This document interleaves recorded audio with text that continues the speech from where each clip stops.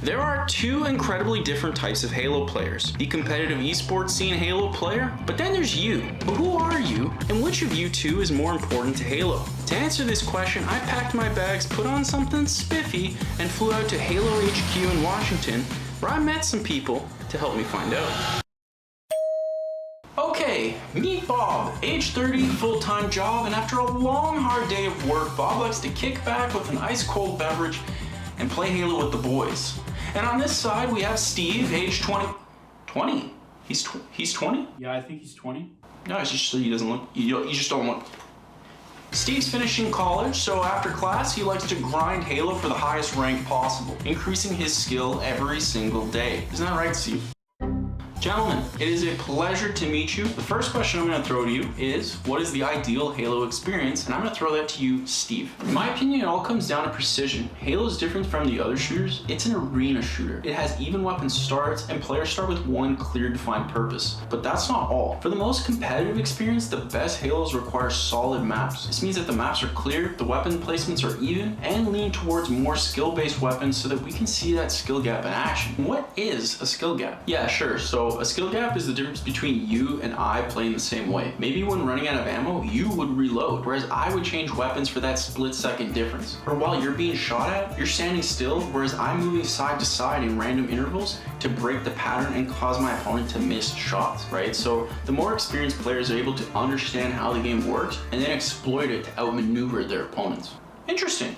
How about you, Bob? When I play Halo, I do it for one thing and one thing only, and that's to just have fun, right? I like the game a lot, but it's 100 times better playing with your friends and just messing around. I might play quick play, but I prefer the weirder modes. For me, the ideal Halo experience has a bunch of toys in the sandbox that I can play with to just make weird stuff happen on either huge maps or weird ones. It can be vehicles, an abundance of power weapons, or custom games with settings to allow your Spartan to just move faster or jump higher or even shoot people in one shot. You really never know what you're gonna get with Halo, and that's kind of like why I like it. It's random chaos. Dude, that's actually the last thing that you want. You want as little randomness as here we go again. Bob and Steve gave me a lot to think about, but each of them seemed to have an entirely different way to play the game. Halo seemed to be two games meshed into one, but which was more important to Halo? Hey guys, which of these styles would you say is more important to Halo? Because it doesn't only have to be competitive. The game doesn't only have to be competitive. Hey, could I get some coffee? That's cool. Let's try this again. Halo Infinite is incredibly successful, and both of you are important to that success. But I think it goes without saying that the popularity of the game has been declining rather fast. So maybe the better question to ask is, which would you define as the most successful Halo? And let's throw it to you first, Bob. Dude, Halo 3 by far, it had everything you could want in Halo. It had great maps to play on, they were all unique, and could be customized as weird as we wanted with Forge. And some of the maps had insane vehicles I had never seen before, like the elephant on Sandbox. You saw that, right? And even weirder guns like the Spartan laser that could just slice through any vehicle. Custom games were a blast, matchmaking was simple, and I met a lot of people over there. The community was amazing. Halo 3 was by far my favorite Halo. Yeah, so the competitive side of Halo definitely had some issues, but for the most part, Bob's totally right. Halo 3 was the peak of Halo. It had customization to make sure maps were balanced correctly, it had amazing competitive maps, and to get kills with the battle rifle, you had to actually lead your shots back then, which increased that skill gap I mentioned earlier. Thank you so much. Thank you. Thank you. All right. Let's do this. Wait a second. Where did you say this coffee came from? It's Tim Hortons. We just got one last week. It's just as I thought.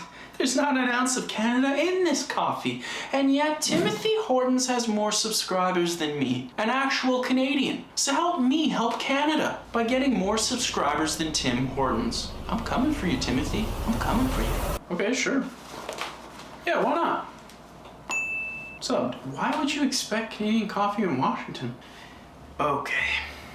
Last question. How long do you guys plan on playing Halo Infinite for? Well, if I'm being honest, the game has lots of potential, but the skill gap is a lot lower than Halo 5's, and there's just some balance changes that 343 needs to do at this point. I do like the HCS skins in the store, and the customization in general. In fact, any exposure for the competitive teams is a win in my book. But like, Infinite just needs maps, and it needs better maps. I could use more symmetrical maps for game modes like Capture the Flag, and I do have faith that they'll update the game, and while I wish it was faster, I'll be here as long as the competitive scene is. I don't really play it that much anymore personally. There's just not that much content, and since 343 took over, like, Halo is very serious now. Every match of Infinite is sweaty, and even in my favorite modes like Big Team, it's less fun because the vehicles are specialized drops now. I don't think I've ever driven the tank yet. There's lots of other games too, so I think I'll hop off and then see what happens. I got all the information I needed to make a decision. It was clear to me now what I must do. So I thank Bob and Steve for their time, threw out the coffee, and made my way back. So in the end, which of these players are more important to Halo? Bob just wants to be entertained, and Steve just wants to be challenged. Both are entirely valid, and both define what makes Halo so special. But I realize you actually need both, and that's why Infinite is failing. Let me explain. Halo Infinite actually has one of the tightest sandbox experiences of any Halo I've played. Every weapon, for the most part, has a specific use case, and utilizing that weapon correctly can mean getting the upper hand in tricky situations. On top of that, the weapon layouts have been specifically designed for every mode a map can be played on. So what's the problem? There's actually a lot. By designing such a specific sandbox, you effectively remove a lot of the creativity that Bob can use, which can be okay, but the weapons on the map for the most part are either the most competitive options or they're placed in the most competitive locations. Take the pit from Halo 3. It's a symmetrical map that had fusion coils, overshield, rockets, and snipers on both sides of the map. Does it provide a challenge for Steve? Yep. Does the map have a lot of toys for Bob? Not really, and the toys that are there are placed in a way that it's hard for Bob to reach if he's not good at the game. This causes Halo Infinite to alienate Bob, which is horrible, and that's because Bob is one of the most important players for Halo Infinite to grow. Players like Steve are incredibly valuable to Halo, but the reality is, there's a lot more Bobs than there are Steves. This means the game should be as fun or as weird as it needs to be for Bob, but then hone what's there for Steve. If we return to Bazaar, we could add 2 snipers in this room so each player has a chance to be rewarded immediately at the risk of being sniped by the other side. We can replace the shotgun with the sword. Now rushing it is less punishing to whoever gets it because the sword is a one-shot kill. We can also place fusion coils in front of the rockets to quickly introduce more risk, or use them as a tool to blow the rockets into a more forgivable location. Halo Infinite feels like it was primarily designed for Steve, while forgetting that you can't make a Steve without cracking a few Bobs along the way. The problem is, 343 is a massive company, and Bob and Steve just aren't big enough to change Halo by themselves. There's actually one more thing that you have to do if you really want to help Halo Infinite become the best that it can be. I'm not only going to show you how 343 became what it is today, but how we can better understand them to make Halo Infinite the game that it should be. So don't ignore that if you're anything like Bob and Steve. Keep it cute.